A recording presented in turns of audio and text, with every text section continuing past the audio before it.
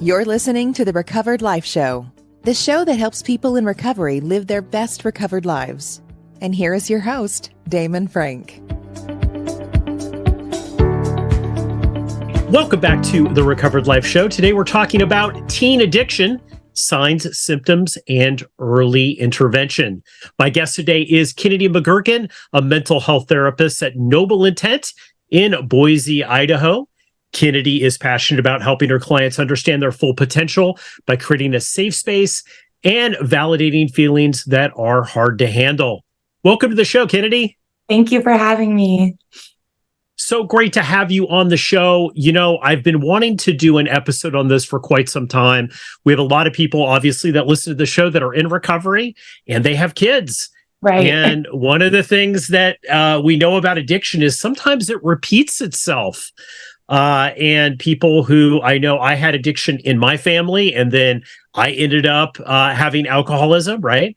So It is sometimes generational. So I really wanted to dive into this topic and, you know, talk about teens and addiction and how to kind of identify that there might be an issue. You know, real quick, before we dive into this, Kennedy, I wanted to kind of ask your opinion and your perspective on what you see with teens and addiction. Is it more prevalent than it's been in the past, or is it actually going down, the amount of people we're seeing?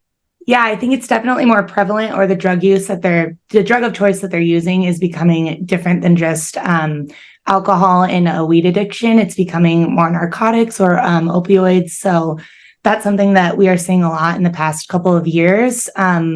I just looked up a statistic before I popped on here. Between 2019 and 2021, the overdose from fentanyl in schools has tripled. And that number has only been going up as these drugs are becoming more laced. So that was something that I wanted to talk about too, and we'll get to that at a later point in today. But yeah, it's definitely going up. It's not going up at a skyrocketed rate, but just because the drugs are becoming more laced, it's becoming more lethal, I guess is a good way to put it.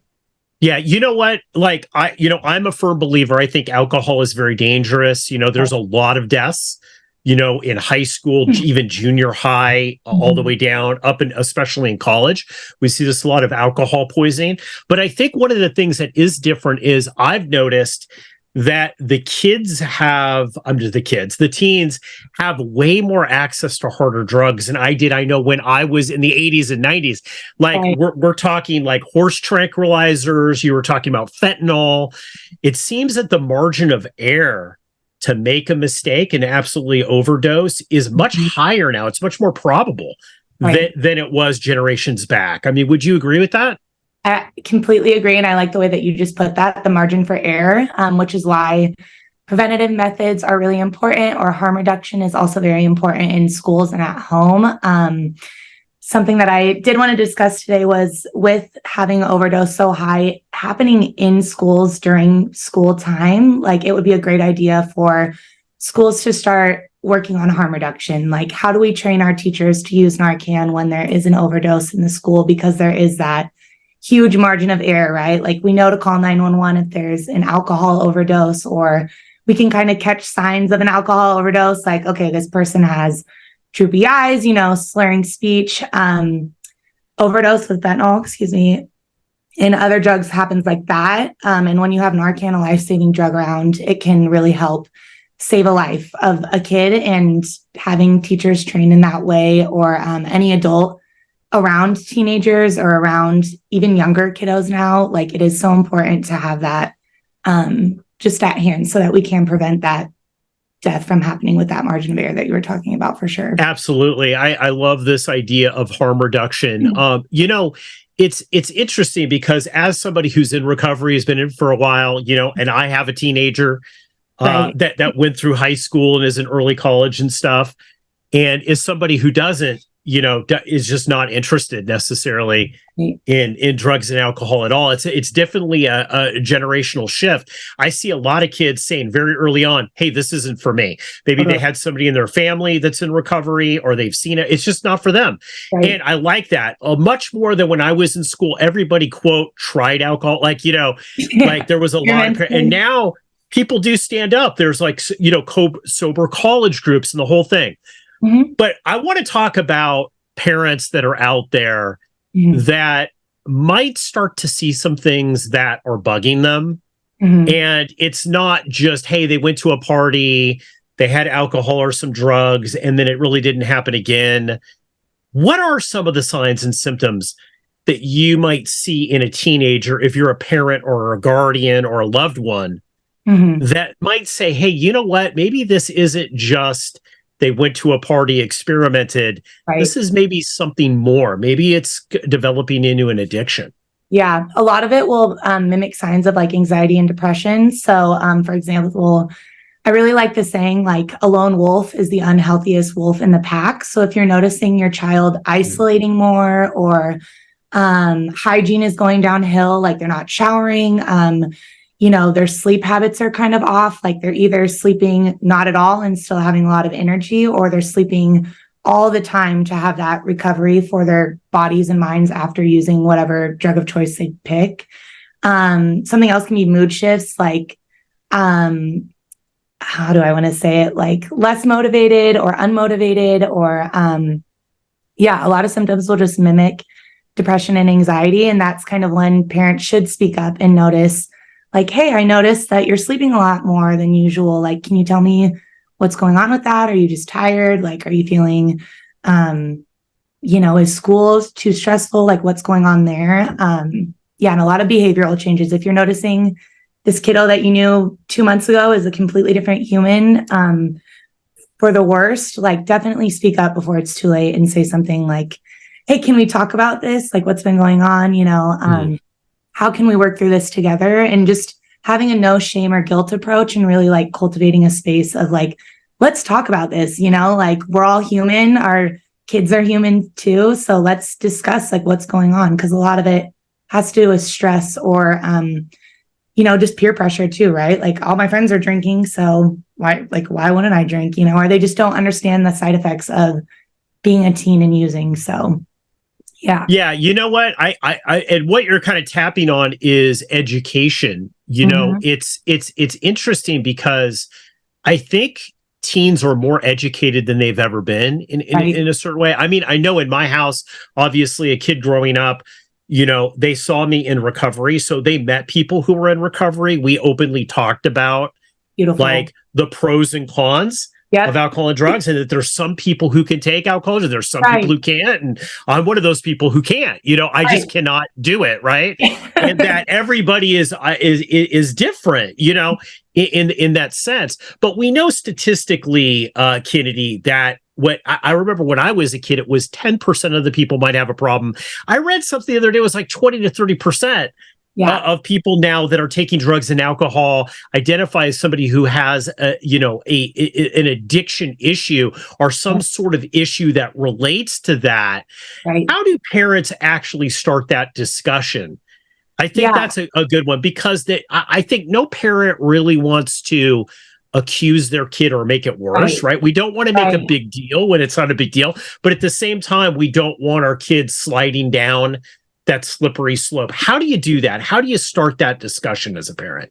Yeah, I love the saying, let's call people in rather than call them out. So instead of, and it's hard, right? As a parent, there's no handbook. And I actually work a lot with parents and teens. So a lot of it is just educating parents on how to be a parent and have those conversations, right? So going in with an intention, rather than just being like, oh my gosh, I'm going to kick down my kid's door and just let him have it for coming in late, or whatever it may be. Like going in with the saying too, like unconditional positive regard. Like, I'm coming from a place of love and I'm concerned about my child, and I want to open a conversation with them. Hey, can you tell me about what's going on with you? And what are you doing? Like, what's going on here? Educating them on what is drug and alcohol abuse and what is experimenting, I think, is a really good thing. Having this conversation too, as soon as possible, like when they turn 10, have a conversation that is appropriate for their age, and being like, these are drugs and alcohol, and you probably might experiment them, you might not. Here's what it looks like when stuff kind of goes downhill. And just opening that conversation with them. Can you tell me about this? Like, go in with curiosity rather than blame. And I think you'll get a lot further than if it's just an immediate, like, where were you last night? You're grounded. Give me all your things, rather than like, hey, what's going on? Where were you? Who are you with? What were you doing? Is this the first time you've been using? Are you concerned about your drug use or alcohol use? Just like open-ended questions that are coming from a place of curiosity and love rather than that shame and blame game. So, yeah. It's interesting because even though there's so much education, Kennedy, a lot of the times I see there's such myth and really wrong information about addiction. I think people still believe that addiction is some sort of personal character defect with people. And, and I know from somebody who's been in addiction, there's a biological difference when I drink as opposed to something happens to me when I drink that doesn't. And, it's interesting because when you have this conversation with teens, and I've had this conversation with large groups of teens, they tend to know the people in their peer groups that don't react well when that weird thing that's really hard to kind of put like your thumb on, that it's like this person is different when they use drugs and drink than my fellows, right? Let's talk a little bit about other teens, right? Teens being able to see teens having an issue. I think there is such peer pressure, they don't want to step out and get people in trouble. Right. But I found today, especially in college, like if you say something, there's a zero penalty, like you don't get in trouble. If you're not supposed to have alcohol and you had alcohol, but you saw there was abuse, you could say something. How do other teens, because we do have people who are teens that watch this as well, how do other teens maybe intervene with their friends who they might see this pattern? Yeah, I like the saying too, if you see something, say something, right? And you don't. Yeah. I lost a friend to overdose and drug addiction, and it was the hardest thing ever, going through that death and navigating that. And I think just reflecting on that experience that I went through personally, like if I would have said something way earlier on in our relationship when I noticed, like, oh, like what you're saying, that you just know internally, like, ooh, this isn't right. Or like, wow, that person is a lot different than I am when they use or when they drink or whatever it may be. Having that conversation with your friend, like calling them out, right? Or calling them in, that it's saying like, hey, I've noticed you've been missing school a lot lately. And, and all you're doing is coming to parties. And then when I try to hang out with you to go to the mall or to go get coffee, you're not wanting to, like you're only showing up to parties, or you're isolating a lot outside of parties or whatever it may be, and just opening up that door, right? If we can even crack the door for some people and just be that person that they need to talk to, you'll be surprised how well they respond for teens. And I think, and we know this too, right? Like peer support groups or peer, like just having a peer person in your life care about you and love you, and having that community has a lot more impact than a therapist telling you what to do. Like a teenager is just probably going to see me and be like, that's another adult in my life who is telling me how to live my life. When it's a best friend or a buddy or a cousin who's the same age, you will start to pay more attention to them because they're different. They're your age and they have similar like lived experience, if that makes sense. So absolutely. How can therapists, I know a lot of parents are going to be asked this question, excuse me, how do therapists help in this situation? Like, how do parents reach out to therapists? What do they say about this, right? Is it sometimes better for a therapist to ask the question as opposed to the parent? Because one of the things I've noticed, is that sometimes when parents ask this question, there's immediate defense. Oh, yeah. Right? Because kids don't want to get in trouble. They don't want to tell on other kids, right? How do parents interact with therapists? And can we talk about that process a little bit? Yeah. So I just want to preface saying every therapist is different. A therapist who works in my office might not do what I do. And that's perfect, right? Because humans interact with humans in a way that they connect. So what I do with my teens is that we have an intake, right? And the intake, or I'll know because the parent will reach out beforehand and be like, hey, so-and-so is experiencing an uptake in drug addiction or alcohol use or whatever it may be. So for me, as long as and I remember being taught this from my first job working with actually teen moms, was if they are talking to someone, that is better than talking to no one. So if they are not talking to their parents, at least they're talking to me, right? Or to their peers. So I think too, just like education is such a huge piece of all of this. And I think showing up for the teen in a way of like, I don't have any judgment towards you. Like, let's talk about your drug use, like you need to be honest with me in order so that we can heal whatever it is that's that's interesting you in using, or causing an interest in using for the teens. So like, a lot of it is just building that rapport for me and my teens, and me showing up and being a human being and not just a clinical therapist, where I know all the answers and they don't. Like, I really like to walk with my teens and be like, wow, yeah, like validating their experience, talking about what is interesting about drugs or why they want to experiment, or, is it an undiagnosed mental health issue? And that is usually the number one thing of like, oh, I feel this depression in my body and I don't even know how to identify it, right? So I'm going to use something to make me feel better because I don't know what this is inside of me. So a lot of it is just education on mental health, building that rapport, being a safe space, asking them like, what do you need from me in order to help yourself, right? Like, I will be your soundboard if that's all you need. I'll be the person that, I'll be the older sister if I have to for 5 seconds, like what's going on. And I think creating that space and really allowing them to be like honest with their use as well. Because I typically, if someone says they're drinking 2 drinks a week, I usually am like, okay, you're probably drinking 4 or 5, like I know that something else is going on beneath the surface. So yeah, I think just sitting and waiting for people to open up and bear what they're going through is something really important as well. Yeah, I really do agree with you. I think it's a lot about education. One of the things I think with people that are in recovery that have teens, one of the things that I think I hear a lot, and I know it's something that I thought about, was, look, there is this time with alcohol and drug use where you cross the line. For me, it was already in high school, right? I'd already kind of crossed that line. And, with alcoholism, you can't make you can't make a pickle a cucumber again, right? Like, right. So once you cross that line, it's very, very, very difficult. And if you don't have the information, like for me, I had no idea what alcoholism even was, even though I had alcoholism in my family. Right. I didn't know what that was. I had no education. There was zero education. It was like, it's not good to drink and drive. I heard that. But beyond that, there really wasn't. Yeah, like you either could handle it or you could not. Right. I want to talk a little bit about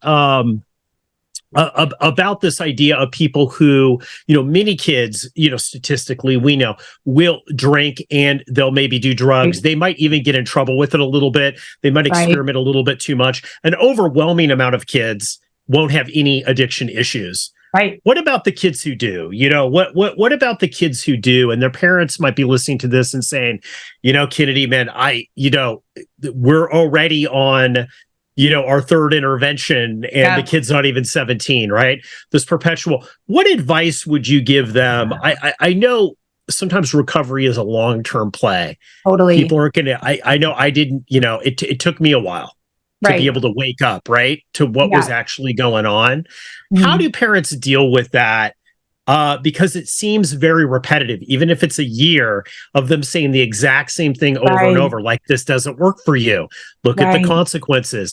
How do parents deal? What's the best strategy for parents to deal with that? Get into therapy. That's like, get into therapy, find a community of parents going through the exact same experience, because with addiction and with teenagers, it's a shame thing, right? Like, as a parent, you're going to internalize, God, what did I do wrong? How could I have done better? Is it me? All these things, right? And it's get into therapy, find a community, find other parents who are struggling with their teens with addiction, right? Like, and normalize it. Normalize your own feelings while you're going through this as well. And don't ever give up on your kiddo. Like, if rehab over and over and over again clearly is not working, pivot in another direction, right? Like, get into outpatient, partial outpatient programs, get into weekly meetings with your kid.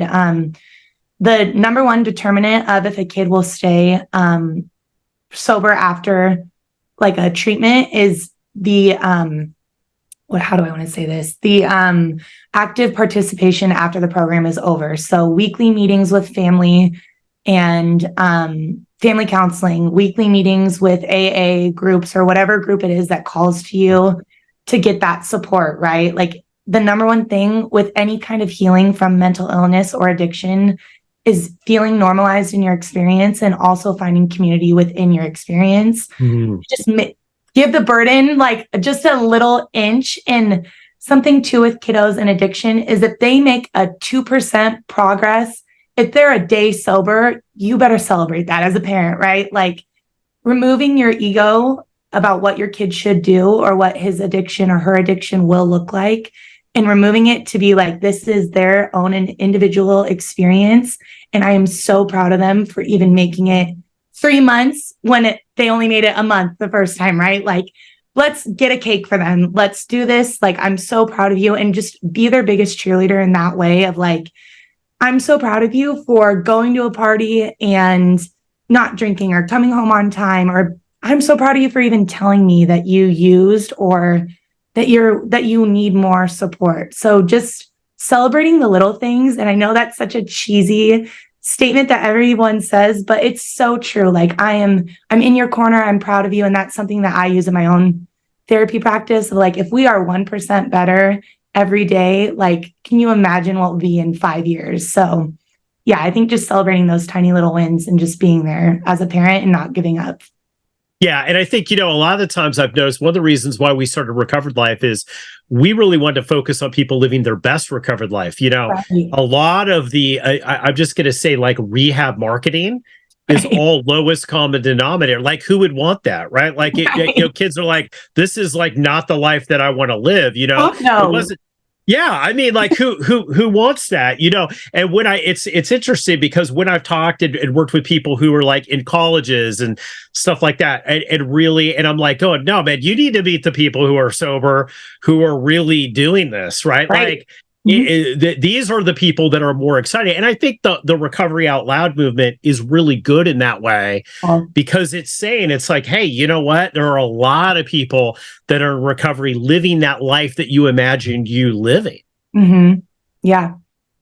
So final thoughts here, Kennedy. If people are listening to this, maybe there's a parent listening to this or a friend who sees that a teen in their life is struggling a little bit with addiction, but really is terrified to say anything. What's your final thoughts on this? How would you approach that if you're speaking to that person? Ask yourself why you're scared to say something. Like really get to the nitty gritty of it. Is it because you're scared to hear the answer? Is it scared because you're going to internalize the answer as something that you've done wrong? Just kind of put that ego to the side and really show up for that teen like they need and just ask the hard questions. If you're scared to do it, find someone that will, right? Like find a trained professional, find a therapist, find a peer support group, find whatever it is that is going to ask those hard questions if you can't, because those hard questions could absolutely save a life. Priceless information, Kennedy. Kennedy McGurkin, thank you so much for joining us on the show today. Thank you for having me. We're going to put links on how you can get in touch with Kennedy in the show notes, so go ahead and hit her up there. If you have not liked and subscribed, please do that and give us a rating here on the Recovered Life Show. It helps us support the recovery message. Thanks so much, Kennedy. Thank you. Sometimes addiction recovery can be a lonely battle, but you don't have to fight it alone. At Recovered Life, we're dedicated to helping you live your best recovered life. And that's why we're inviting you to subscribe to our free weekly newsletter. Every week, we carefully curate exclusive content from leading minds in addiction recovery, mental health, and all things important to the recovery lifestyle. Stay in the know with the latest news about addiction and get exclusive invitations to special recovery-focused events and explore insights tailored to support recovery from alcoholism, drug addiction, codependency, disordered eating, dysfunctional family dynamics, gambling, and so much more. With our newsletter, each week becomes an opportunity for growth, healing, and taking a step closer to the life you deserve. Take your first step towards a brighter future today. Go to recoveredlife.us and subscribe for free. Sign up now at recoveredlife.us.